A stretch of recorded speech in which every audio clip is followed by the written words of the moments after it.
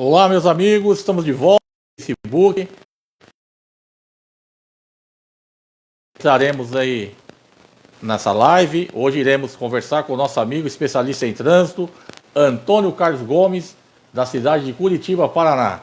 Iremos tratar aqui, o tema da nossa live será as alterações do Código de Trânsito Brasileiro, CTB, né? A nossa Lei 9.503, que vai ser alterada a partir de 12 de abril de 2021, pela Lei 14.071. Essa lei de 2020, de outubro de 2020, foi sancionada pelo presidente Jair Messias Bolsonaro e vai entrar em vigor a partir depois, após 6 meses, né? Entra em vigor, após 6 meses da sua publicação, ela entra em vigor a partir de 12 de abril de 2021. É a segunda maior reforma do Código de Trânsito Brasileiro. É a segunda maior reforma. É a 39ª, né, alteração, né? Então, do CTB. É a segunda maior reforma pelo CTB. É produzida 57 modificações e 46 alterações, né? Então, vocês percebem que vai ser muita mudança, vai causar um impacto aí bem forte, né? Em alguns setores aí. Vamos aguardar aqui. Vou enviar o convite para o Antônio Gomes. Por enquanto não está aparecendo. Cláudio Ferreira está aí, grande amigo aí da cidade de Parapuã. Marcelo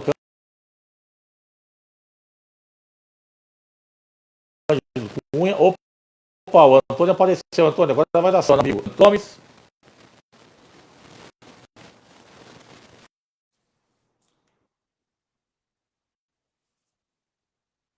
Antônio, eu estou adicionando. Está demorando um pouquinho, está aparecendo. Só conectar, vai.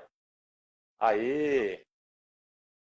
Bom, Antônio, salve, salve, meu amigo. Muito obrigado. Obrigado a você pelo convite, Febraio.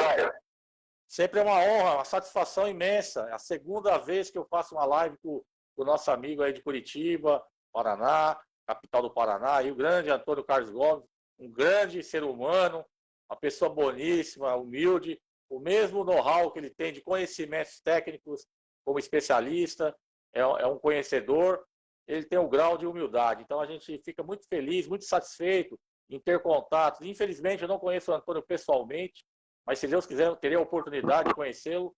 A gente vê que é um cara de família, é um cara, assim, de um caráter. Então a gente gosta de estar, mesmo que virtualmente falando, né, Antônio? Com contato com pessoas que sameiam bem, e está uma luta incansável para o trânsito mais humano e seguro. E você trabalha muito isso em sala de aula, que eu sei que eu te acompanho há algum tempo e você me acompanha. Então, primeiramente, eu quero agradecer mais uma vez. E iniciando aqui, nosso tema é as alterações do Código de Trânsito Brasileiro, que é a nossa Lei 9.503. Como antes de você entrar aí, eu estava mencionando que a nova lei que entrará em vigor dia 12 de abril de 2021, é a Lei 14.071. Então vai vir muitas mudanças, muitos impactos vão começar, né, Antônio? Vai causar aí no nosso trânsito, no nosso país, né? Então, com certeza. Tarde aí, faça suas apresentações iniciais aí, suas considerações, e seja bem-vindo, meu amigo. Obrigado. Então, Febraio, é uma satisfação, né? Poder estar aqui falando com você novamente desse tema, né, do qual a gente está inserido aí no mercado de trabalho, né? Já vivemos isso há muito tempo, né? É sempre uma satisfação poder compartilhar essas experiências, né, com você, com o seu público, aí, os seus amigos, nossos amigos em comuns, que nos acompanham aqui de vez em quando. Né, e, como você bem falou, essa é a segunda maior alteração que o Código sofreu aí nos últimos 23 anos em que ele vigora. Né, a maior alteração foi trazida pela Lei 13.281 em 2016, e essa também tem alguns pontos aí que são relevantes, né? Algumas coisas eu vejo como retrocesso, outras como um progresso, né? Mas eu creio que pouco a pouco as coisas vão se ajustando e quem sabe um dia a gente vai ter uma legislação que atenda aí realmente todos os anseios aí da sociedade. Sem dúvida. É o que nós esperamos, né, Antônio? Porque com certeza. Nós, é claro, toda regra é exceção, mas a maioria dos instrutores de trânsito está, vamos dizer, há 2 ou 3 décadas aí no mercado, aí, teórico, especialista, e vamos dizer assim, o instrutor raiz, né, que pegou todas as fases. Exatamente. Então a gente sabe que mudou muito, então a gente percebe que é um retrocesso, né, em alguns aspectos, em alguns casos aí, né? A gente não vai entrar muito, mas algumas coisas, alguns artigos, algumas mudanças, eu acho que foram até relevantes, né? Mas enquanto com certeza. Que desgastou a gente em sala de aula, né? Por exemplo, exatamente. A gente vai chegar, por exemplo, já vai abordar com mais.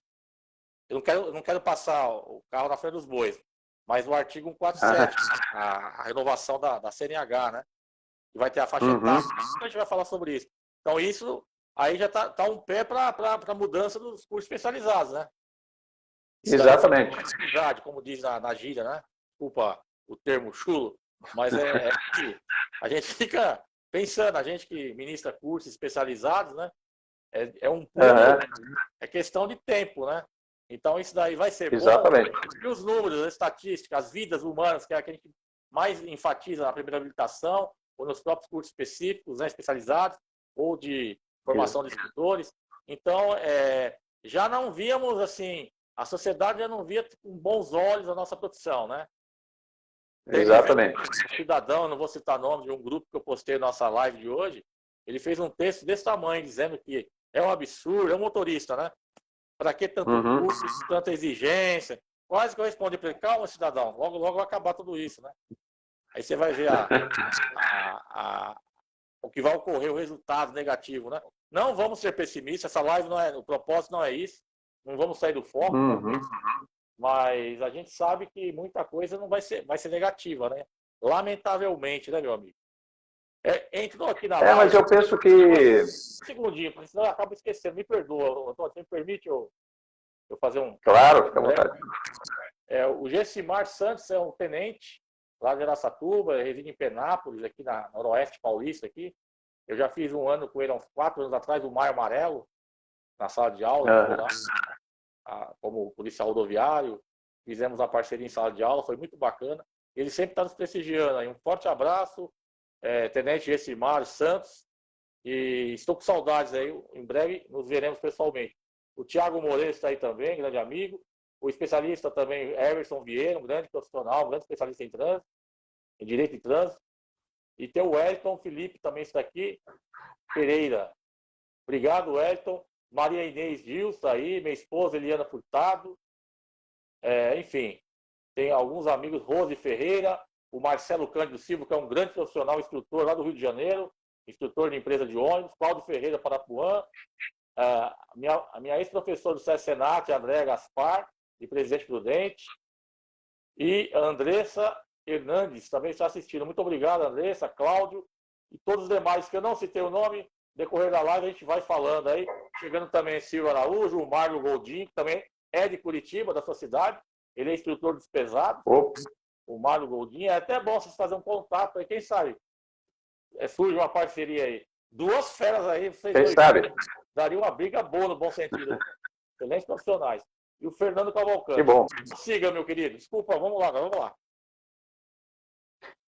Então, Febraio, acho que aqui, devido ao nosso tempo, que é pouco, né, curto aí, até porque hoje vai ter aí a decisão do campeonato brasileiro, então as pessoas devem estar certamente ansiosas aí para assistir o jogo. Eu não estou, então... não. Eu sou corintiano. Não, mas faz parte. As pessoas independentes de torcida, elas vão querer acompanhar aí, né? Hoje tem todos os jogos aí. Sim. Então, algumas alterações foram trazidas aí através da Lei 14.071, e eu penso que o legislador, às vezes, ele não consegue enxergar o todo, né? Porque o código, a legislação é muito abrangente, e ali no que tange mais ao nosso trabalho, que a gente trabalha mais em sala de aula, a questão das regras de circulação e conduta, onde começa ali no artigo 26, logo depois nós temos o artigo 29, quando o legislador, nessa alteração, ele tirou ali, quando se trata dos veículos de emergência, a legislação atual diz que eles têm que estar com os dispositivos regulamentares de alarme sonoro e iluminação vermelha intermitente. O legislador, na redação atual, ele tirou aí da 14.071, ele tirou essa palavra vermelha. Seu áudio. Tá Tá tendo um pouco de retorno aí, eu tô... eu não sei se é devido o seu... Você tá com o notebook aí? Tô. Então, tira o som dele, de repente é isso. Não, mas no notebook não tem... Deixa eu ver aqui. Tira o áudio que acaba o retorno. Deixa eu ver se é isso. Provavelmente é. Melhorou? Melhorou. Melhorou? Ótimo. Ah, ok. Realmente não tinha tentado, desculpa. Não, imagina. Desculpa. É só para melhorar para nós. Ok. Então o legislador, ele, como eu te falei, ele tirou ali essa palavra.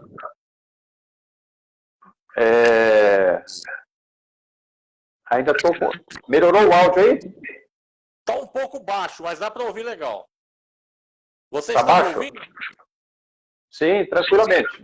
Ah, então tá ótimo. Então, como eu estava te falando, né, o legislador ele tirou a palavra vermelha. Vamos que eu peço daqui para os nossos amigos darem um ok se o áudio e a imagem está legal. Porque a gente pensa que está e não está, né? Então, eles dando um feedback para nós é interessante. Por gentileza. Dá um ok, pessoal. Se está ok o áudio do Antônio, o meu. Porque aí a gente não fica perdendo. Pois é, alguém está falando que o meu está com retorno. O notebook está aqui, eu não estou usando ele. Deixa eu até desligar aqui então para ver se é essa. Porque eu já tirei o som. A questão é o áudio só. Quando eu ligo o nome. Não, eu já tirei. Eu já tirei. Mas tá bom, tá ok. O pessoal está dizendo que tá ok, ó. O Jorge aí, grande abraço, Jorge, Celita, diz que tá ok. Então tá bom. Vocês estão então dizendo tá ok. Vamos nós para discutir, né? Vamos seguir. Sim. Fique em frente, meu amigo. Desculpa mais uma vez. Não, sem problema. Então, essa questão ali, o legislador ele tirou a palavra ali vermelha dos dispositivos regulamentares, dos veículos de emergência, só que ele tirou aqui na redação da norma do artigo 29. Entretanto, quando se trata lá da infração, tanto do artigo 189, no 190 e até mesmo no 222, a palavra vermelha continuou. Eu não sei qual foi a intenção do legislador quando ele tirou essa palavra vermelha, né, de luz vermelha intermitente, porque aqui em Curitiba, por exemplo, nós temos a guarda municipal e o giroflex dela é azul e branco, e isso não existe na legislação. A lei sempre foi clara, desde 1998, que o giroflex deve ser vermelho. Então, essa é uma alteração que veio, mas ela acabou se tornando incompleta, visto que permanece nos artigos seguintes do Código, eu citei aqui o 189, o 190 e no 200. Vermelha intermitente. Então, penso que travou a conexão, Antônio. Eu estou te ouvindo. Estou te ouvindo normal. Ok. É que deu uma travadinha, um delay. Ah, sim. Às vezes acontece aí. Então, eu penso que esse é um primeiro ponto aí, né, que poderia o legislador vir a corrigir, ou manter a palavra vermelha, como era antigamente, na norma, como é atual, né, vai mudar aí a partir de abril, ou tirar dos demais capítulos a palavra luz vermelha intermitente, para que aí a legislação ela possa estar de forma coesa. Acho que é um primeiro ponto aí, né, que tem. Então, sempre, como a gente falou, a legislação ela é muito abrangente, o legislador acaba talvez não conseguindo enxergar tudo isso, e acaba ficando essas lacunas aí que, de repente, vão gerar discussões aí administrativamente, para recurso de infração, sim, ou até mesmo no judiciário. Exatamente. O Antônio, então, eu acho que isso daí, para o pessoal quiser depois fazer algum comentário, aí fiquem à vontade, os nossos amigos aí. Como o mesmo Antônio mencionou, nós temos um tempo um pouco restrito, né, devido ao futebol aí, no nível Brasil. Vamos partir para o artigo 40, né, Antônio? Artigo 40 teve algumas alterações, né?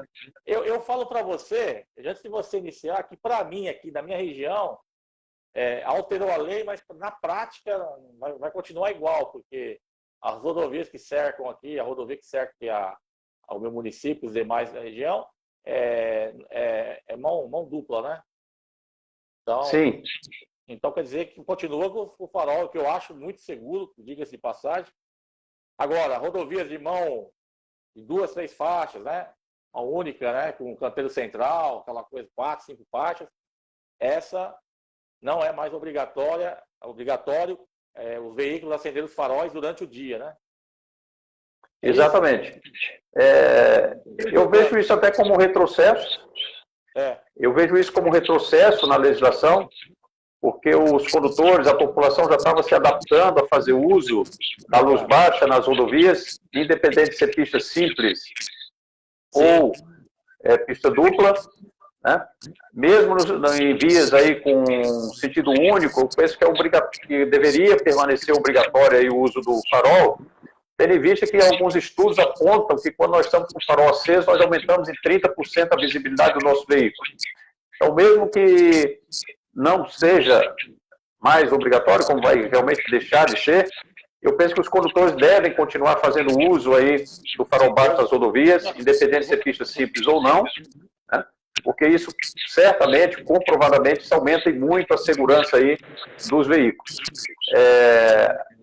Também, tendo em vista aí esse artigo 40, nós vamos ter agora, as montadoras vão ter que passar a produzir os veículos com o DRL, né, que é a luz diurna, né? Sim. Que também a legislação faz previsão disso. Então, alguns veículos já estão equipados aí com o DRL, que é essa luz de rodagem diurna, e aqueles que não têm, que façam uso aí do farol baixo, porque certamente isso vai facilitar muito aí a vida dele e de outros condutores aí nas vias, independente de ser pista simples ou não. Então, o artigo 40 também trouxe ali uma mudança no que diz respeito, porque hoje a Lei 9.503, ela fala que durante chuva, neblina ou cerração, o condutor deve fazer uso, pelo menos, das luzes de posição. E agora, né, também existe a obrigatoriedade de fazer uso da luz baixa. Então, isso aí também vai aumentar a segurança. Normalmente, as pessoas já faziam o uso da luz baixa, mas agora o legislador trouxe isso de uma forma mais clara aí para que todos possam fazer uso dela. E até interessante, né, quando tiver chuva, neblina ou cerração, estava lendo um estudo recente, os veículos pretos, eles se envolvem em mais acidentes do que os veículos brancos. Sim.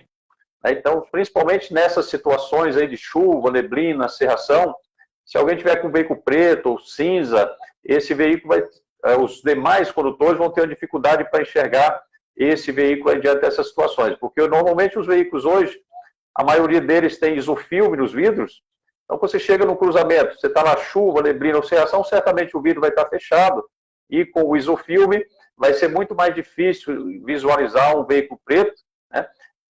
Tal qual o pedestre. À noite, você encontra lá um pedestre com roupa escura, quando você visualizar, ele já está muito próximo do seu veículo. Se você tiver com uma camiseta branca, uma roupa branca, a gente consegue visualizar numa distância bem mais segura. Então, o veículo segue essa mesma lógica, né? Sim. Eu acho que eu passo da premissa da segurança, sempre em primeiro lugar, né? Independente com certeza. de ter lei ou não. Eu lembro que aqui com certeza. As usinas da região, há uns 12, 14 anos atrás, já tinha uma legislação interna da usina, né? Claro, não tem nada a ver com o código de trânsito, dos caminhões e os carros, toda a frota da usina, não só os caminhões de cana, canavieiros, teriam que permanecer, transitar nos carregadores com luz baixa acesa. Sim, sim. Durante o dia, né? Durante o dia, claro. De noite não se Exatamente. Fala. Então, quer dizer, já lá atrás, há 14 anos atrás, já está deslumbrando que a segurança, em primeiro lugar, né? Porque com certeza. Para somar, para melhorar a segurança, sem dúvida nenhuma, vai evitar acidentes, né? Então, aproveitando falando acidentes, essa nomenclatura já não existe mais, né? Agora é sinistro de trânsito, né? Exatamente, né? Nós tivemos aí uma mudança aí trazida pela NBR, a 10.697 de 2020, né? E essa questão de sinistro e acidente, ela já é discutida há muito tempo. Muitas vezes, muitas pessoas realmente discordam dessa nomenclatura acidente, porque quando se fala de acidente normalmente é alguma coisa fortuita, ou seja, aquilo que o homem não tem como intervir. Isso. Né? As seguradoras, a gente vê que há um bom tempo a seguradora já usa o termo sinistro, né? E agora a ABNT veio e entrou aí na discussão e colocou realmente o termo sinistro aí para acidente de trânsito. Aí eu penso que vai demandar um tempo aí para até que as pessoas consigam, né, se ajustar, se adaptar, se acostumar com essa nomenclatura, Mas realmente ela é mais... Diga. Se você me permitir rapidamente fazer uma interrompendo, na sala de aula, o Febrae dando aula, o Antônio Gomes dando aula lá no curso do MOP, do transporte coletivo, os especializados principalmente, você sabe que quando você fala em sinistro, é associada à seguradora, companhia de seguro, aquela coisa toda, né? Então, como você Exatamente. Disse, vai levar um tempo para a gente entrar É igual, exemplo, não tem nada a ver uma coisa com a outra. Em 98, quando iniciou lá o CTB e tudo mais, né? Autoescola, CFCA, Centro de Formação de Condutores. Você vê que até hoje não pegou, pelo menos aqui não pegou. E você vê que é autoescola, né? Continua. Sim, as pessoas... Mudou a ortografia em 2009, antes a autoescola separada, agora a autoescola tudo junto. Enfim, eu acredito que o sinistro, tudo bem, a nomenclatura, temos que respeitar a nova legislação, né? Porém, igual o pessoal fala, eu peguei aqui da Diamantina, eu fui para São Paulo, peguei uma estrada. Não, ele pegou uma rodovia. Uma rodovia, exatamente. Um caminhoneiro, você vai falar isso para um caminhoneiro, ele vai achar que você está sendo metido, arrogante, querendo terminologia técnica. E ao mesmo tempo que você tem que deixar de ser técnico, nós somos técnicos, nós temos que ensinar o certo em sala de aula, mas nós temos que ter um jogo de cintura, equilíbrio, passar lá, desde a parte da aula de mecânica, como na aula de relacionamento pessoal, como na legislação de trânsito. Você sempre tem que falar o correto, porém sempre dando exemplos de como é, né?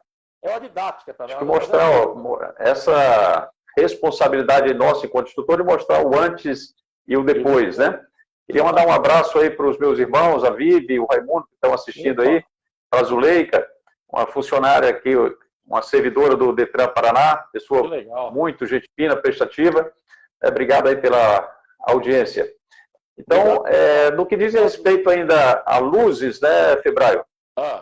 No que diz respeito ainda a luzes, houve uma mudança aí também no que diz respeito às motocicletas, porque o código hoje já prevê lá no artigo 40 do parágrafo único a obrigatoriedade dos ônibus, né, de transporte coletivo que circularem em faixas próprias a eles destinadas, fazerem uso da luz baixa dia e noite e também os ciclomotores. Ele fala de ciclomotores, né? Hoje o legislador deixou claro que esse ciclomotor é motocicleta, motoneta e ciclomotor. E houve uma alteração também na questão da infração pela inobservância do não uso da luz baixa por parte do motociclista, deixou de ser uma infração gravíssima com suspensão do direito de dirigir para ser simplesmente uma infração média, né? Então, hoje a maioria das motocicletas elas já saem de fábrica aí com um dispositivo que, quando a motocicleta é ligada, já acende automaticamente, né? Então, não vejo aí nenhuma mudança significativa, mas é claro que algumas motocicletas mais antigas, né, ainda há necessidade do motociclista acionar aí a luz baixa. Mas uma mudança também. Aí você está num curso de motofretista, mototaxista. Os caras ficam matando nesse tema, né? Exatamente. Professor, vem cá. Concorda comigo? Queimou no caminho a lâmpada. Isso de fato, nós sabemos que acontece, né? Pode queimar. E é um pouco arbitrário, eu achava ser gravíssimo, né? Caso haja uma abordagem, caso o agente ele faça uma abordagem, se ele constatar que a lâmpada está queimada, mesmo hoje essa infração ela tem que ser média, porque aí o enquadramento não é com o farol apagado, mas ele vai estar com a lâmpada queimada, então o enquadramento correto é lâmpada queimada e não farol apagado. Agora o problema é caso não venha a ser abordado pelo agente, o agente simplesmente constate ali o farol apagado, mas ele não sabe se isso é pelo fato de estar queimado ou simplesmente o motociclista não acionou. Exatamente.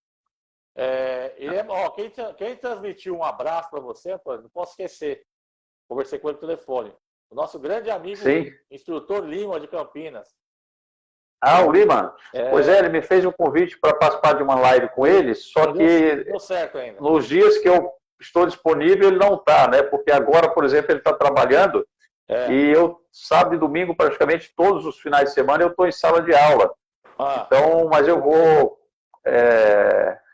estou me programando aí para poder ele é um grande amigo, marcar uma live com o Lima também, vai ser muito bacana. Vocês dois juntos será muito legal. Vai acrescentar muito. Tem um público muito bom, Lima.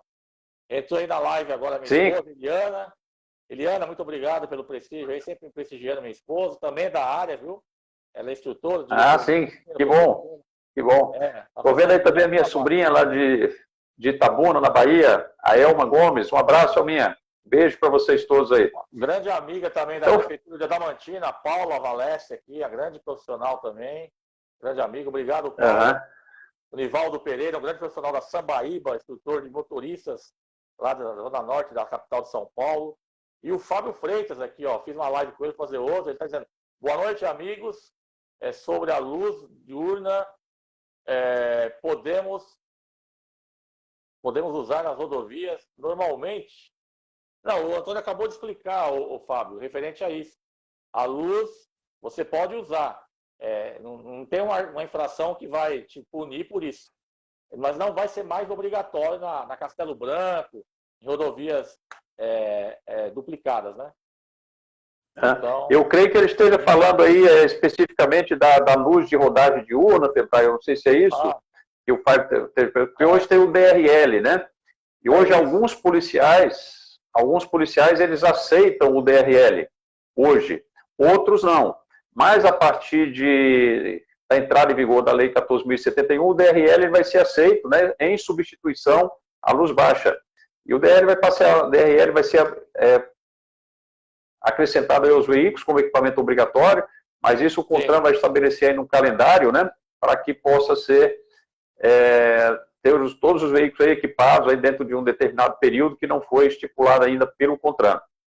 Mas vai ser uma realidade. Hoje, o que a lei determina é que seja feito uso da luz baixa.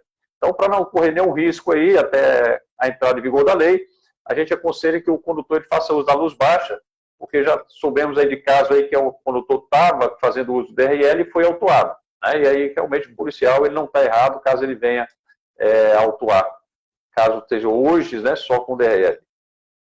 Antônio, eu acho que, assim, referente à luz baixa, ao artigo 40, 250, e o próprio, se você me permitir, a gente passar por 244, inciso 5º, a faixa etária de idade, que modificou também nas crianças da garupa da motocicleta, né?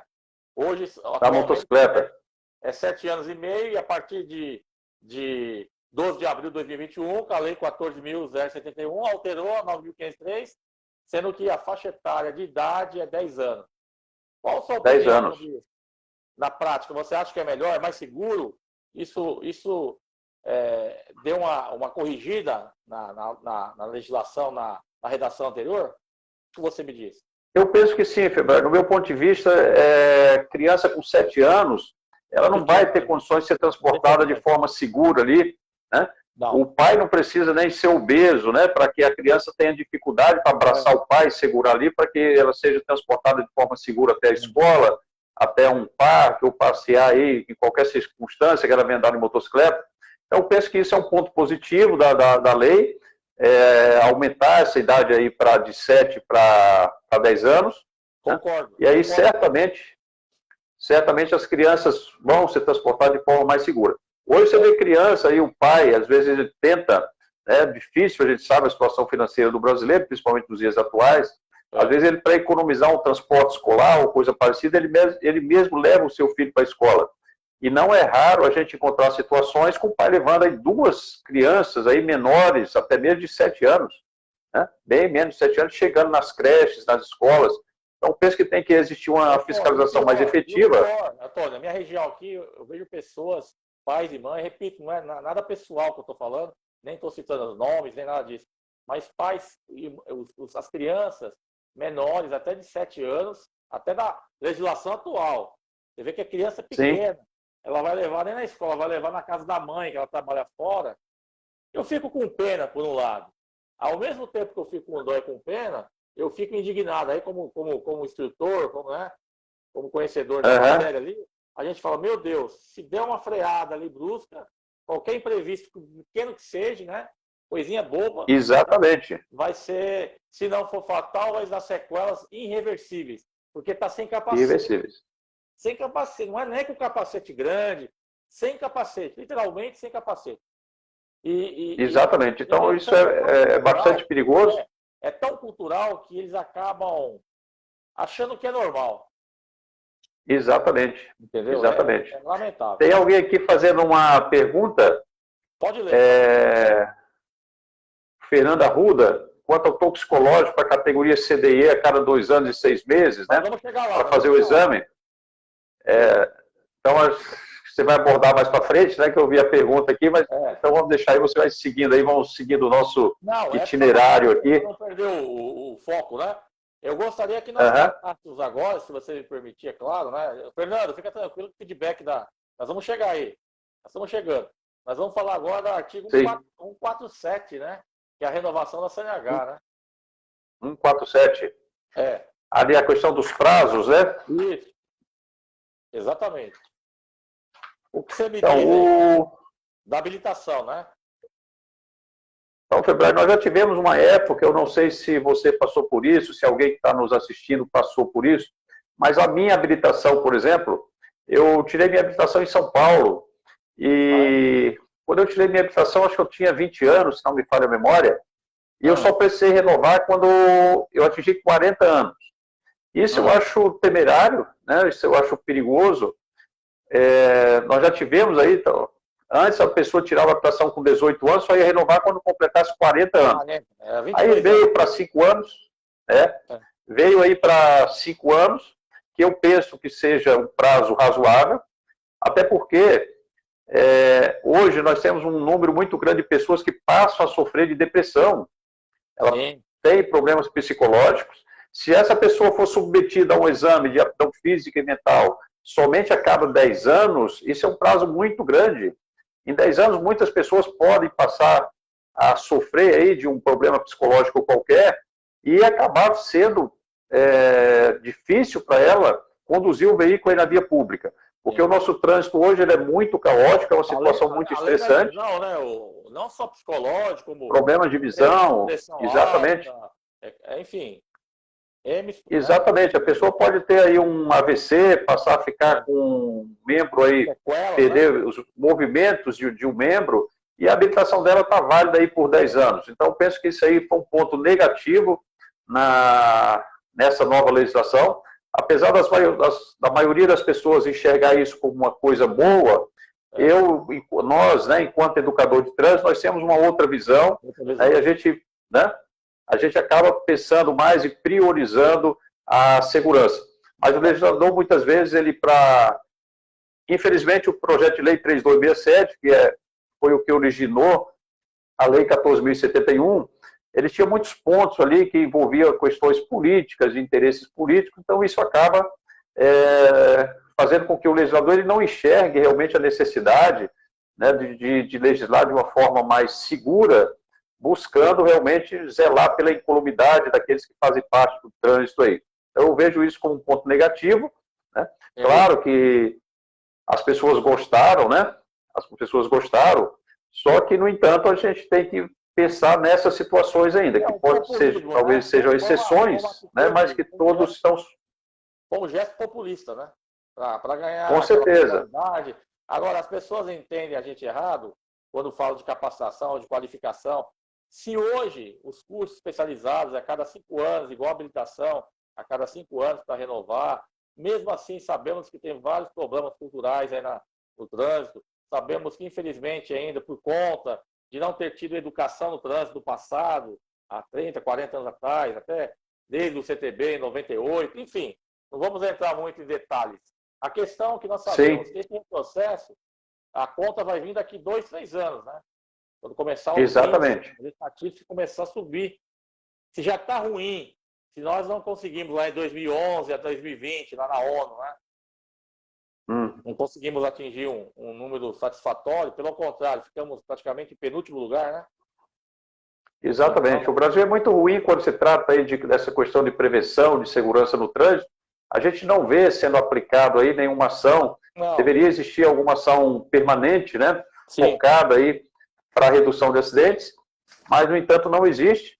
E a gente acaba não vendo nenhuma redução desses números aí que são trágicos, números de guerra, praticamente nós temos aí nesse trânsito brasileiro. Mas para quem está entrando aí, Antônio, a gente vai só falar, para fechar, para passar para o próximo tópico, é que a questão, pessoal, eu sei que todo mundo tem acesso à internet, todo mundo consegue ter essa informação, mas muita gente pergunta para mim. Então, a faixa etária de 10 anos é até 50 anos, né? Deixar bem claro. Aí depois vem 70, não é isso? Aí é 70 até 70 anos a cada 5. Continua igual como é hoje.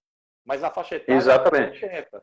E depois de 70 continua igual quem é acima de 65, cada 3 anos, não é isso? 3 anos. Quem é menor de 50 anos, né, se a pessoa for dar entrada no processo de renovação a partir do dia 12 de abril, se ela tiver 49 anos, 11 meses e 30 dias, quando ela fizer o exame de aptidão física e mental, a habitação dela vai ter vencimento de 10 anos. Né, de 50, mais de 50 e menos de 70, 5 anos, e os mais de 70, 3 anos. Mas vale ressaltar que existem as exceções, né? Toda regra tem sua exceção. Pode ser que um jovem que vai dar entrada no processo de habitação com 18 anos, se caso ele venha ter, por exemplo, visão monocular, o órgão não vai fornecer para ele uma habitação com 10 anos. Isso aí vai ficar a critério do perito examinador. Né? Então, tem algumas situações, né? Eu já vi casos aqui de obesidade mórbida, pressão alta, o perito reduzir esse tempo aí consideravelmente. E vai continuar assim, né? Não é uma regra, menos de 50, 10 anos. Tem as exceções. Você me permite, um comentário bem pertinente, o nosso amigo César Senati de Limeira, o professor Robson, ele está dizendo o seguinte, acredito que além do tempo, o grande problema é a qualidade de tais exames. Concordo plenamente. Deixa a desejar, né? Infelizmente. Com certeza. Com certeza. O Joel André está dizendo, eu faço 50 em agosto deste ano. Eu pego essa lei de 10 anos. Sim, você pega a lei de 10 anos. Né? O Joel. Depende de quando que ele vai renovar a habilitação, né? Ele vai pegar os 10 anos aí, Joel, caso você renove antes de agosto. Né? Aí vai ver a validade da sua habilitação. Você pode, caso ela venha vencer depois de agosto, você já tiver completado os 50, você vai pegar 5 anos só. Agora, caso você tenha entrada no processo de renovação antes de completar os 50 anos, aí você vai pegar para 10 anos sim. Quem está desejando boa noite é o Fábio Fischer. Ele está dizendo boa noite, mestres. Chico Mandu foi meu aluno no Cargo de Invisíveis. Lucélio, grande abraço. Ronaldo Vander. Fernando Arruda. Ele está perguntando. Fernando Arruda fez um curso comigo, diretor. Ele dá instrutor lá na cidade de Olímpia, cidade turística lá do Parque Aquático, lá do Termas, né? Laranjal. Um abraço para todos aí. Obrigado pela audiência. Grandes pessoas aqui. Então, o nosso amigo Marcelo está dizendo como será a fiscalização sobre o toxicológico. Ele está querendo saber também isso daí, né? Que vai entrar. Aqui eu te falei em off, né, Antônio? As perguntas que mais fazem da Lei 14.1031, claro, são várias, né? Mas a que vem em primeiro lugar é essa que nós estamos abordando e a que nós vamos abordar no próximo tópico, que é o toxicológico, né? Que é a alteração do artigo, criou o artigo 165B, que faz ligação com o 48A, né? 148A, né? O 148A, parágrafo 2º, né? Parágrafo 2º, que dá 2 anos e meio, 2 anos e meio que você vai ter que renovar, fazer o exame toxicológico, né? A cada 2 anos e meio. Sim. E caso você não faça, que eu acho que é a pior parte ainda, aí você fala para mim, 3 meses de suspensão e vai pagar uma grana alta. Qual o valor? É uma gravíssima, 293,47 vezes 5. Então, vai chegar aí aproximadamente R$ 1.500. Essa previsão, na verdade, ela já existia desde a entrada em vigor da Lei 13.103, que é a lei do motorista, que vigora desde 2015, né, mas não tinha sido colocada em prática. Existia também a previsão, que foi revogado o parágrafo 3º do artigo 148A, que dizia que quem a habilitação vence a cada 3 anos deveria fazer com 1 ano e meio, né? Então, isso aí é uma situação, né, que o próprio motorista, eu penso que o legislador ainda não definiu uma forma como que isso vai ser fiscalizado, porque a informação do toxicológico ela não consta na Carteira Nacional de Habitação, lá no campo observação.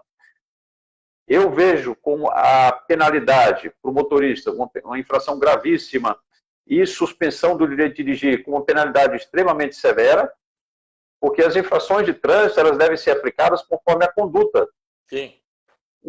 Se você esqueceu de fazer o exame e você ser penalizado a ponto de perder o seu emprego, que é o que vai acontecer, caso o motorista profissional, porque não tem essa informação, às vezes ele passou lá desapercebido, ele não realizou o exame toxicológico, se aplicada para ele uma penalidade gravíssima vezes 5, isso por si só já seria excessivo. Isso por si só, do meu ponto de vista, já seria excessivo. Concordo. Agora, você suspender a habilitação dele ainda por 3 meses, aí isso já extrapola aí aquilo que se considera razoável. Então, eu penso que numa situação como essa, o motorista poderia ser simplesmente advertido. Olha, você vai receber uma penalidade de advertência e você tem 30 dias para providenciar esse exame toxicológico, porque ele vai perder o emprego. Então, eu penso que os sindicatos aí de categoria, de motorista, eles devem fazer, né, aí junto ao CONTRAN, os órgãos, um deputado, infelizmente no Brasil as coisas acontecem dessa forma, para que possam levar aí uma proposta de reforma para esse artigo, porque o legislador ele acrescentou esse artigo 65B junto ali com a alcoolemia. Então, talvez ele dirigir sob influência de álcool, mas ele não não fez uso de droga, ele simplesmente esqueceu, né? Né, Antônio? Ele esqueceu de fazer, ou ele não lembrou da data. Como que isso vai ser constatado pelo agente de trânsito? O agente de trânsito ele vai ter acesso ao sistema do Detran para saber se esse condutor fez ou não esse exame toxicológico, a quem vai caber o ônus da prova, caso o condutor não tenha uma prova em mãos de que ele fez. Então, eu penso que essa penalidade ela deveria ser revista, né, para que não venha ter nenhum cidadão aí, um pai de família desempregado, perder o emprego por uma situação que ele não tem uma culpa, vamos dizer assim. Ele simplesmente esqueceu. É um abuso, não concordo também. Esse aí, realmente, eu penso que ele poderia ter... Acho que o legislador, ele enquadrou ali como 65, ele foi ali na sequência, dirigir sob influência de álcool, pegar, fazer o teste de bafômetro. Isso vai ser revisto, hein? Eu acho que isso daí não vai... Tem que ser, né? Tem que ser. Sabe quem chegou agora aí? O instrutor Lima. Sim. Acho que ele está no intervalo. O Lima. Lima. O nosso amigo Antônio Gomes falou que quando tiver um horário na agenda dele, ele vai conversar com você, vocês vão fazer uma live aí, tá bom, meu amigo? Sim, com certeza. Vai ser um grande prazer participar do Lima. O Lima tem uma grande audiência aí no Brasil inteiro, todo mundo conhece o Lima, uma pessoa muito querida aí por todos da área de trânsito, e certamente vai ser uma satisfação ontem ele participar de uma live com ele. Ele estava no portal do trânsito, o Celso Mariano. Eu vi. Tá com moral, tá com preço danado. Ele é merecido, porque com certeza. É um ser humano extraordinário, é um profissional que está há 22 anos em sala de aula aí, e ele merece todas as homenagens aí. Também tem uma grande profissional que trabalha ali de uma forma que eu admiro muito, é a Carmen Morena. A Carmen Morena ela trabalha no Cevac. Carmen Moreno. A Carmen é uma grande profissional que eu admiro muito, e a gente tem se falado bastante pelas redes sociais aí, ela é muito bacana, uma excelente profissional. Obrigado, Carmen. Joana Navarro também é uma grande profissional, confecciona grandes, lindas camisas aqui na cidade. Silvio Sérgio, inclusive, eu uso as camisas que ela confecciona. Enfim, todos os amigos que estão nos assistindo, prestigiando, mais uma vez, muito obrigado. Quem está entrando. Temos a Ângela Lasso ali também, né? Temos algumas pessoas aí entrando. Obrigado aí pela audiência. Sem dúvida. Então, depende deles, né, para fazer essa live, né? Senão nós vamos bater papo. Sim, com certeza. Então, por isso a gente com certeza. Eu te interrompo, você me perdoa, me desculpa de verdade, mas eu sei que você é um cara inteligente, você entende. A gente tem que dar esse crédito, porque são os nossos amigos que nos colocam aqui nessa situação de formador de opinião, de querer contribuir para que não somos melhores que eles, ninguém aqui é melhor que ninguém. Pelo contrário. De forma alguma. Somos aqui todos amigos e estamos aqui compartilhando da mesma água, que é o trânsito, né? Nós, às vezes, parece utopia, né? A gente querer que o trânsito seja seguro, né? A gente sabe que isso está bem longe disso, mas pelo menos que diminuísse, reduzisse esses índices altíssimos de acidentes, estatísticas absurdas, né? Mas nós sabemos que há muito que se faz ainda, o trabalho é árduo, né, Antônio? Com certeza. E essa 14.061 com um chute na canela, né, para não falar outra coisa, né? Em alguns para alguns sim, né?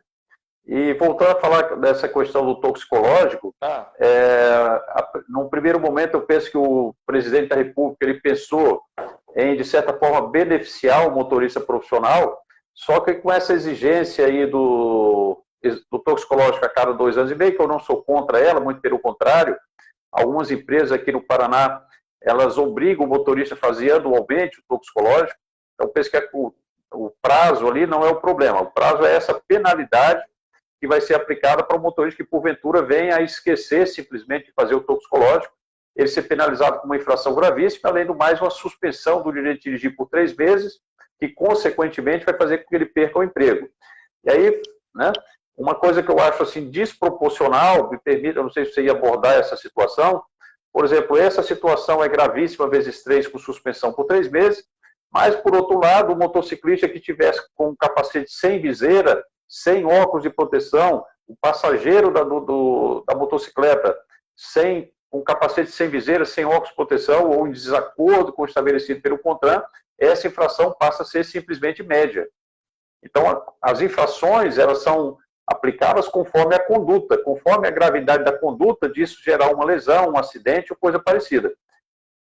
O esquecimento, ali, o não fazer simplesmente o exame toxicológico, isso não vai gerar nenhum perigo de dano, a princípio. Se o policial constatar que o condutor está lá sob influência de alguma substância psicoativa, que ele use o drogômetro, que ele use, se for álcool, que use o bafômetro, mas muitos motoristas, a maioria, é claro, não fazem uso de substância entorpecente, e muitos deles, infelizmente, se a lei permanecer inalterada, certamente vai trazer um prejuízo para muita gente.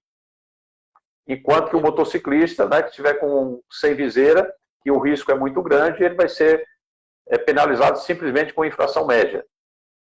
Antônio, uma pergunta que eu gostaria de fazer para você agora, Eduardo, fazendo para o Antônio. De todas essas mudanças, qual que te causou, assim, 2 perguntas, na verdade.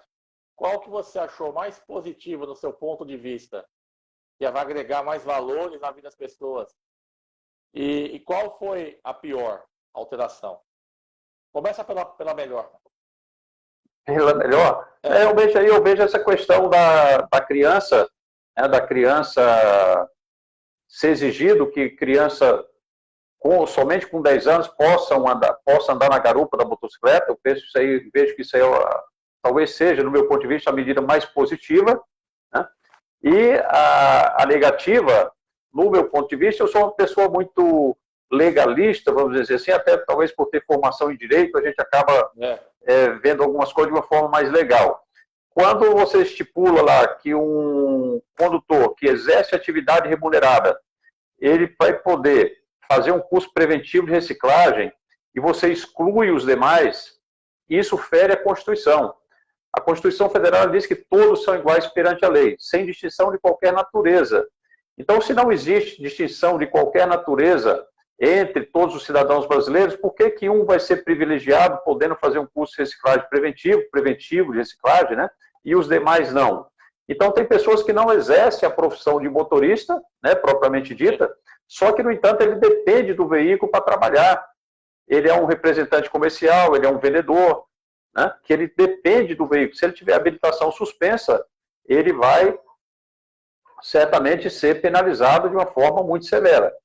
Claro que eu não estou defendendo aqui, hoje, o motorista que exerce atividade remunerada, ele pode atingir 40 pontos no prontuário, independente do tipo de infração que ele cometer. Agora, o outro cidadão, caso ele venha a ter 2 infrações gravíssimas, ele vai ter habilitação suspensa com 20 pontos. Então, aí nós temos aí 2 pesos e 2 medidas. Né?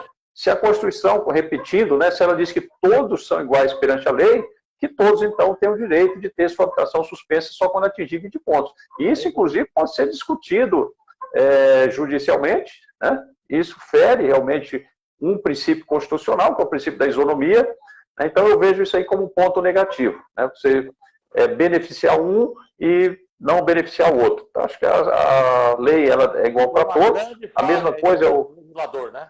Aí pecou feio aí, né? Com certeza, a questão do toxicológico também. Por que só quem exerce atividade remunerada? Por que só quem exerce atividade remunerada? Nós temos pessoas aí que não exercem atividade remunerada, a gente é sabido de todos, e essas pessoas fazem uso de substância entorpecente. Então, todos deveriam passar, né, por um exame toxicológico, né, e todos ter direito a atingir a mesma pontuação para ter sua habilitação suspensa. Ou, né, que venham a ter o direito de fazer o curso preventivo de reciclagem. E mais uma vez, os legisladores pecaram, né, inclusive nessa última alteração, 14.061, referindo que não ouviu os especialistas, né? Exatamente. O Josimar, o Júlio, o Celso Mariano, o Ronaldo, o Ricardo, o Leandro Macedo, enfim, todos eles lá, os 8, né, o G8 lá, e no fim, acabou sempre aquele velho pecado que eles cometem, os políticos do nosso Brasil, né?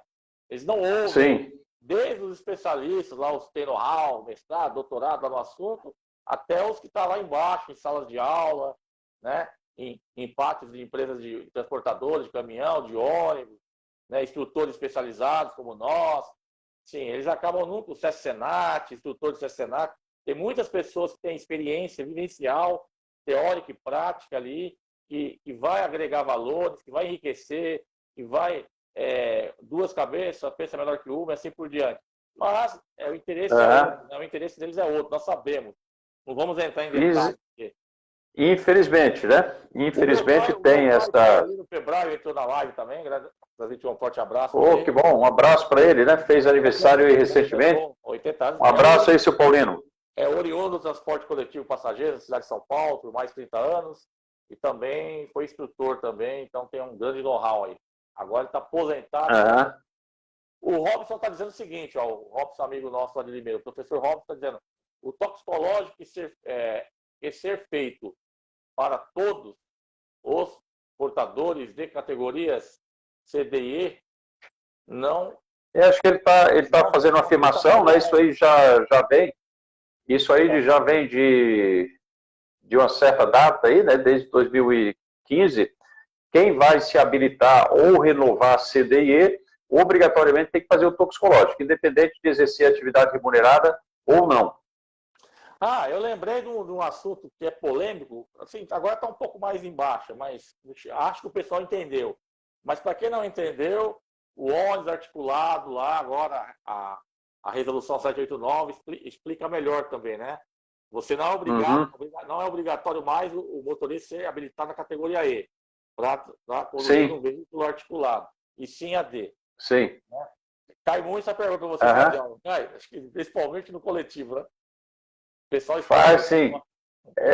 Eu, particularmente, né, algumas pessoas discordam de mim, mas para mim isso aí não foi surpresa, porque quando a gente lê lá o artigo 143, no inciso 5, ele trata da categoria E, ele diz que a categoria E é para condutor de combinação de veículos, em que a unidade tratora se enquadra nas categorias B, C ou D, e cuja unidade acoplada, reboque, semi-reboque, trailer articulada, tenha 6.000 kg ou mais de peso bruto total, ou cuja lotação exceda 8 lugares.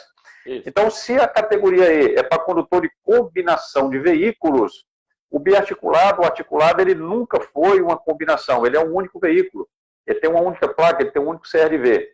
E quando a gente lê lá o inciso 4 do artigo 143, ele diz que a categoria D é para condutor de veículo motorizado utilizado no transporte de passageiros, cuja lotação exceda 8 lugares, excluído do motorista. Então, ele não falou que exceda 8 até 40, até 44, ou até 200, 200 e pouco, que vão num biarticulado que tem aqui em Curitiba, né? E aqui é bastante comum essa dúvida, porque o biarticulado é uma realidade nossa aqui, nós temos bastante biarticulado.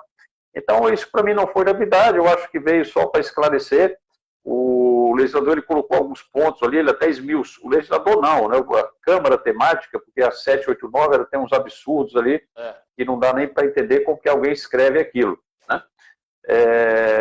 Tem uma pergunta ali do Jorge Costa. Sim, dentro do que nós estávamos falando ali, se a Lei 14.071 ela não informa se eu, categoria D, dirigir um veículo de categoria B e não ter realizado o exame.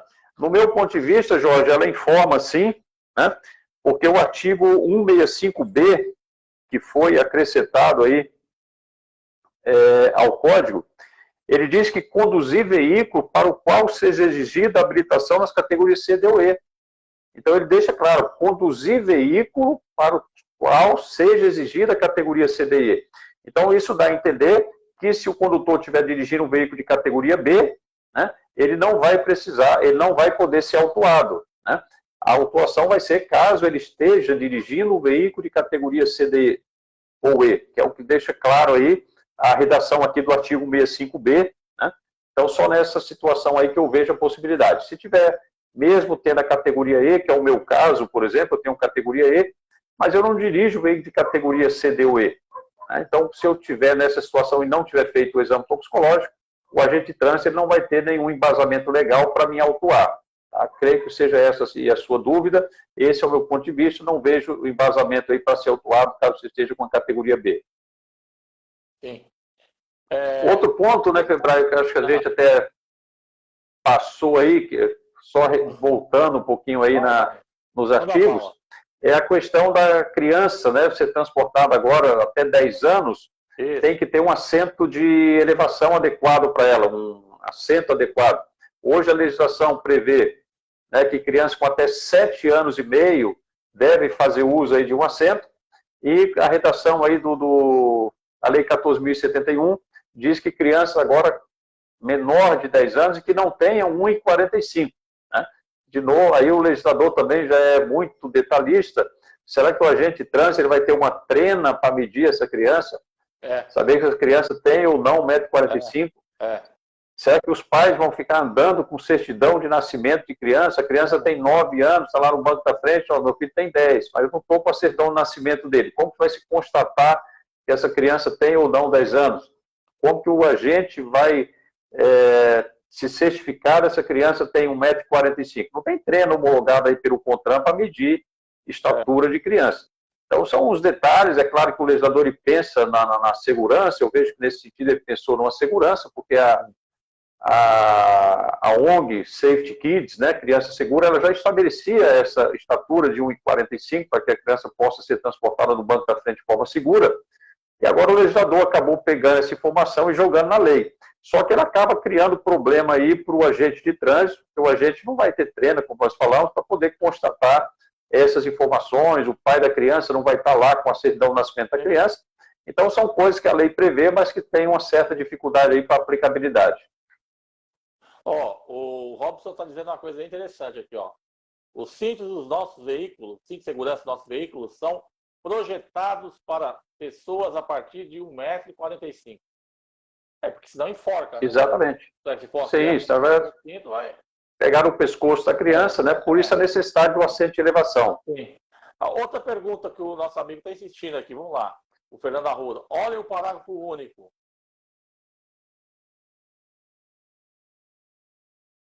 Eu não sei de que artigo. Parágrafo único de... Se puder escrever para nós de qual artigo você está falando, Fernando? Estou no ar agora. É que passa muito rápido, Fernando Arruda, aqui as letrinhas são branquinhas, pequenininhas. Às vezes a gente vê seu nome, né, que eu vou ler, já foi, entendeu? Então você me desculpa. Depois aí a gente pode conversar em off aí, o Antônio, a gente pode estar vendo juntos aí. Como eu falo, nós estamos aqui, ninguém sabe mais do que ninguém. A gente está aqui contribuindo, fazendo um papel, até de certa forma se expondo, né?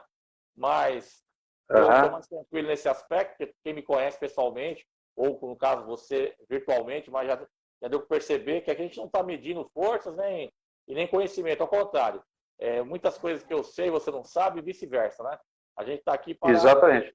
Mas acho que o Fernando está se referindo ali quanto ao... O 65B. O 65B, ele está dizendo. Exatamente. O que ele está se referindo ali quanto ao 65B, e aí, né, com certeza vai ser, Fernando, na abordagem. O condutor vai ter que comprovar que fez, ou o agente vai ter que ter uma forma aí de comprovar que esse condutor não fez esse exame toxicológico para que ele possa aplicar essa infração no 65B. Não vai ser lá na renovação, porque para fazer a renovação, previamente o condutor, se ele tem categoria CD ou E, já tem que fazer o toxicológico. Né? Ele tem que ser flagrado conduzindo o veículo sem ter feito o curso. Então, isso aí tem que ser na abordagem. Não tem como ser lá numa situação administrativa, quando ele for simplesmente fazer um processo de renovação. Vai ser na fiscalização, né? Não é isso, Fernando? A dúvida do Fernando Sim. É essa. Vai ser na renovação ou na abordagem da fiscalização do agente de trânsito? Na abordagem, né? Na abordagem, com certeza. Ele tem que estar na condução do veículo. Isso. Porque a pessoa pode simplesmente não fazer o toxicológico e não dirigir. Ela vai renovar daqui 5 anos, não tem problema nenhum. Ou se ele nunca for parado numa fiscalização, ou não vai ter nunca como ser constatado. Ele escreveu aqui, ó, fala da renovação e não tiver feito o toxicológico. Ele quer dizer o seguinte, se o motorista renovou a CNH, mas não fez o toxicológico. Aí não vai poder. Aí, caso ele renove a CNH e opte por não fazer o toxicológico, a CNH dele vai ser rebaixada para B. Tá. Quem tem categoria C, D ou E, caso ele não venha a fazer o toxicológico, ele se negue, se recuse, não quero fazer, não tem interesse, não vou mais dirigir de veículo de categoria C, D ou E, o órgão automaticamente rebaixa para B. Tem um questionamento ali da Valdeluce. Ela está falando que é o peso do veículo que vale para classificar a categoria. Não é bem assim, tá, Valdeluce? A categoria B, por exemplo, é para veículo de até 3.500 kg de peso bruto total, 8 lugares excluídos do motorista. A categoria C, por sua vez, ela fala que é para condutor de veículo utilizado em transporte de carga cujo peso bruto total exceda 3.500 kg. Ou seja, você pode, o custo de carga indivisível, por exemplo, o condutor ele pode fazer em categoria C, D ou E. Ele pode dirigir um guindaste, nós temos aqui em Curitiba os irmãos Passaúra, que tem um guindaste de 70 toneladas. E essas 70 toneladas eu posso dirigir com categoria C, né? E eu pego um micro-ônibus que pesa aí 1.000 e poucos quilos, uma van, por exemplo, popularmente chamada, e aí já é categoria D. Ou até mesmo uma Kombi. Se você pegar uma Kombi com 12 lugares, que é original de fábrica, é categoria D. Se você pegar um caminhão bitruque, que leva 29 toneladas de peso bruto total, esse veículo você pode dirigir com a C. Então, a C é específica para carga, a D é específica para transporte coletivo de passageiros, para transporte de passageiros, e a E é para combinação de veículos, desde que a unidade acoplada, reboque, semi-reboque, trailer ou articulada, tenha 6.000 quilogramas ou mais de peso bruto total, se enquadre na capacidade para mais de 8 lugares.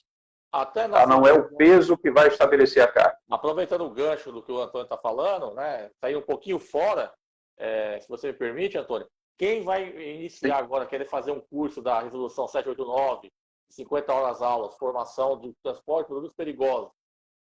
Você é um cidadão que tem mais de 21 anos, né, e possui a categoria B, você pode fazer o produtos perigosos, o curso do MOP. Sim. Aí o pessoal, mas vem cá, não é caminhoneiro, o pessoal associa caminhão, carreta, bitrem, né, truque, com MOP. Eu entendo, eu entendo. O pessoal que é leigo, ele está começando esse ano. Aí eu falo, não, você trabalha no laboratório, ou vai transportar em menos, aí você trabalha com a Saveiro, né? Você dirige uma Saveiro. Então, a categoria B. Uhum. Mas é obrigatório você ter o curso de produtos perigosos, de acordo com o produto que ele está levando, né? A quantidade. Então, isso daí é até bom eu sair um pouquinho, falar isso daí, porque o pessoal tem é mito, né? Falar que é C, D ou E. Não, o produto perigoso ele pode ser transportado em uma caminhonete, né? Como a caminhonete é um veículo que você pode dirigir com categoria B e ela pode ser utilizada para transportar produto perigoso, então certamente o condutor vai poder fazer o curso com a categoria B. Outra dúvida, né? Às vezes, as pessoas não sabem, é que o condutor do veículo de emergência ele pode fazer com a A simplesmente. Aí quando você fala isso em sala de aula, que pode fazer o curso para condutor de veículo de emergência com a categoria A, aí o pessoal já pensa na ambulância e tudo mais. Mas existe em São Paulo, já existe a motolância, né? A polícia tem motocicletas, então ali... chegar mais rápido, né? Para emergência. Chegar mais rápido. Numa situação dessa tem que chegar mais rápido. Tem um colega ali perguntando a questão da fiscalização do toxicológico. Né? Essa fiscalização, nós já falamos, o agente de trânsito ele vai ter que ter algum meio de saber que o motorista não fez o exame toxicológico. Né? E o condutor ele vai ter que comprovar que fez. Se a gente for ver o 148A, deixa eu ver até aqui se eu tenho aqui a redação desse 148A, que o condutor né, ele vai ter que comprovar que fez isso aí. Né? Que a cada 5 anos, 2 anos e meio, né, ele vai ter que fazer. Agora, o detalhe é onde que essa informação vai ser incluída, para que o agente saiba que ele não fez, ou se o motorista vai ter que andar com o comprovante de que ele já fez esse exame. Então, essa aí realmente é uma lacuna que eu vejo também que o legislador deixou, de você comprovar como que esse condutor não fez o exame. Como que o policial vai fazer isso e a quem vai caber o ônus da prova. O motorista vai falar, eu fiz, ele diz não fez, se ele aplica uma infração aí, realmente a forma como foi redigida, eu acho que já é muito severa aí para o condutor, né, mas tem que ser realmente verificado, revista algumas situações aí dessa questão da fiscalização do toxicológico, porque do jeito que está, realmente ficou muito confusa como que vai ser comprovado isso, como que o condutor vai provar que fez, então tem que ser revisto alguns pontos. Eu penso que só depois da entrada em vigor da lei que vão conseguir enxergar isso aí de uma forma mais tranquila. Eu não conheci ninguém ainda, não conversei com ninguém ainda que concordasse, que estivesse satisfeito com essa lei, né? Sim, não, essa daí realmente foge aí de tudo aquilo que a gente entende como razoável, né? Realmente não vejo necessidade nenhuma, dessa penalidade. Não vai com certeza. Nada, não vai acrescentar em nada. Bom, Antônio, eu acho que com certeza. As perguntas foram feitas, né? Acho que tem alguma que você talvez esqueci de perguntar. Eu acho que ali a gente tinha conversado ali em off só sobre a questão do RNPC, né? Isso. Que eu acho que é uma coisa, o Registro Nacional Positivo de Condutores. Vai pegar, que diz que eu sei que vai ser lei. Mas sem leis no nosso país, nós sabemos que na prática não funciona. Então, realmente esse Registro Nacional Positivo de Condutores, eu acho que isso é uma coisa que não deveria sequer ser cogitado por um legislador para colocar isso em lei. Não existe, porque ele diz, se o condutor não cometer nenhuma infração no período de 12 meses. Ninguém fica 12 meses sem cometer infração. Nós vivemos num país que nós sabemos que não existe fiscalização. Sim. Então a pessoa ela vai ter uma ilusão de que ela não cometeu infração, sendo que todo dia ela comete infração. Aí você vai lá e dá um bônus para ela, você dá um prêmio para ela, fala, você não cometeu infração em 12 meses. Não, ela cometeu sim, ela só não foi flagrada cometendo essa infração. Então, as pessoas estacionam no local proibido, tem gente que atende celular direto, vai fazer isso e daqui a pouco ele vai receber um benefício.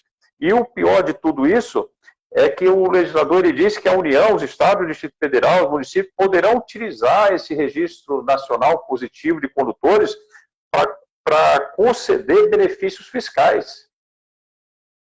Hoje mesmo eu encontrei em sala de aula um cidadão que o veículo dele está em nome da esposa. Então ele comete infração e a infração vai para a esposa dele que não tem habilitação. Mas no final do ano não consta no prontuário dele nenhuma infração. E ele vai ser beneficiado com esse registro nacional. Então isso é uma coisa que eu acho que não deveria sequer existir. Não, acho que o legislador tem coisas muito mais importantes para ele decidir, para ele escrever sobre e regulamentar. Seria assim? Sim, não tem sentido, né? Antiético, exatamente. Eu, por exemplo, o meu carro está em nome de pessoa jurídica. Eu dirijo um veículo que está em nome de pessoa jurídica.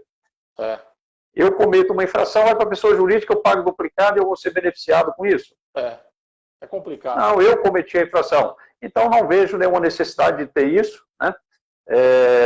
Outro ponto que eu acho, né, que é uma cultura, o brasileiro tem muita mania de copiar o que ele vê lá fora, que agora foi acrescentado o artigo 44A, que ele diz que mesmo quando o semáforo estiver vermelho, nós vamos poder fazer a conversão para a esquerda desde que ele tem ali uma sinalização específica para isso. Mas quando o semáforo fica vermelho, é o momento do pedestre atravessar a via.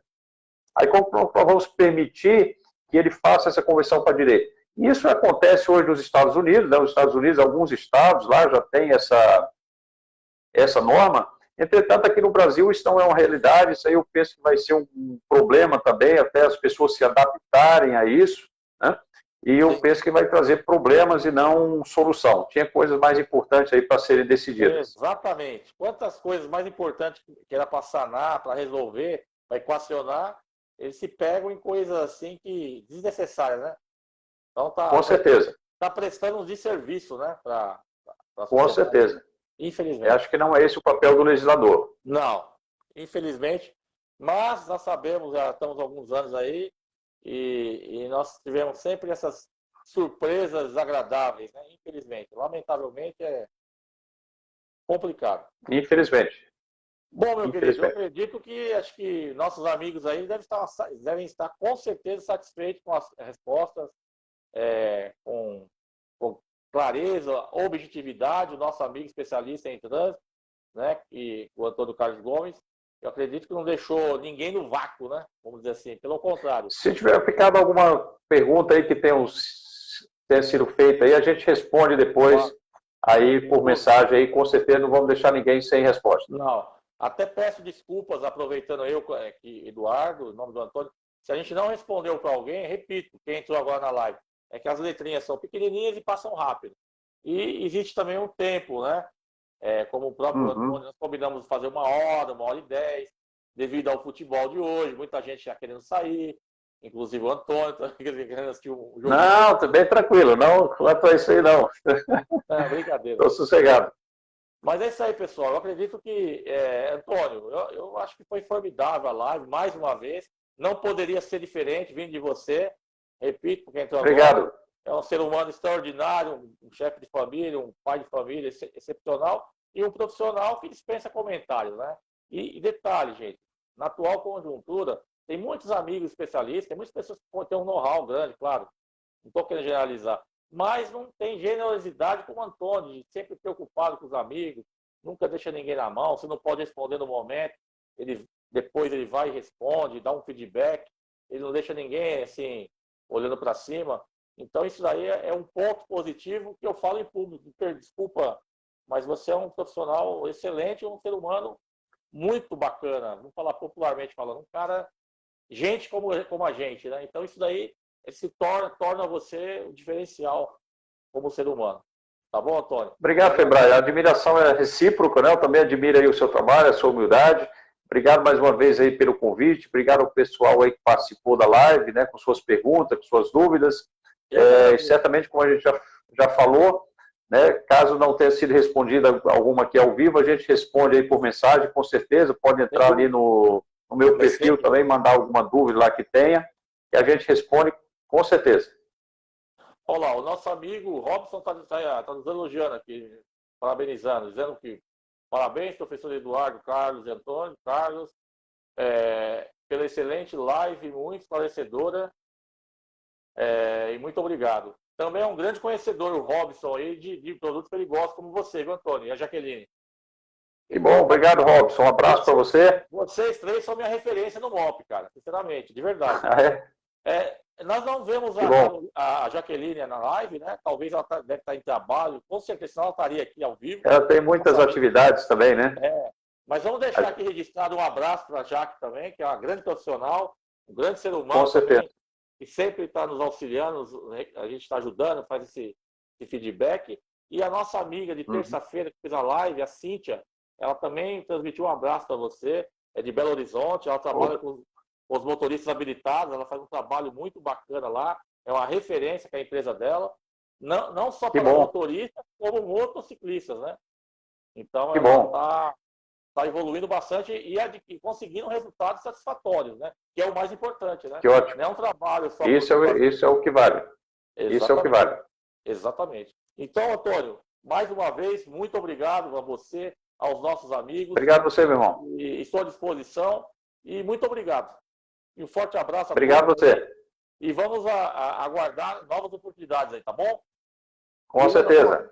Um forte abraço. Forte abraço. Tchau, pessoal. Até mais. Até a próxima live. Obrigado. Boa noite a todos. Boa noite a todos. Por ter nos assistido aqui. Antônio, fica com Deus. Amém. Você também. Tudo de bom. Muito obrigado, querido. Valeu. Obrigado a você. Tchau, tchau.